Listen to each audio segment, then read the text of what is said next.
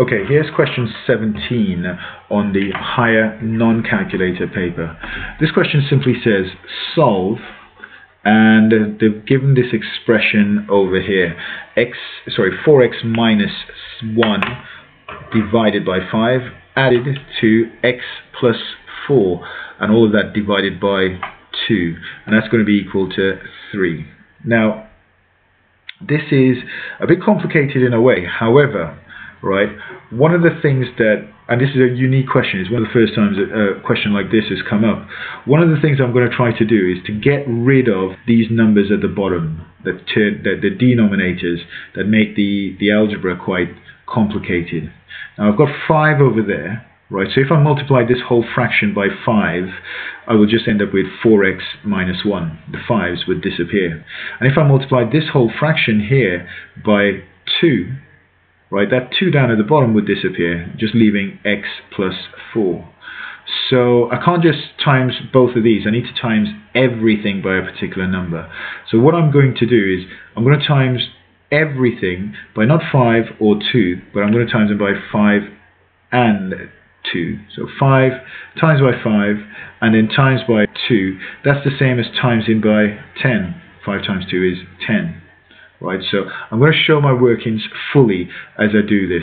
So I'm going to do 10 times by 4x minus 1 divided by 5 plus 10 times by x plus 4 over 2, or divided by 2, and all of that is going to be equal to 10 times 3. You need to times everything, so I've times the first fraction by 10, I've times that by 10, and I've times a 3 by 10. Now, working this through, 5 goes into 10 twice. So that means I need to times 4x minus 1 by 2, and that's going to leave me 4 times 2 is 8, 8x, 2 times 1 is 2. Going on to the next part, that 2 goes into the 10 5 times. So I'm going to times x plus 4 by 5, and that gives me 5x plus 5 times 4, 20. And then left behind here is going to be 30. Okay, so that's it in a lot, very much more tidier, right, than before. Now I'm going to collect together all the x's, I'm going to collect together all the numbers. So 8x and 5x is 13x.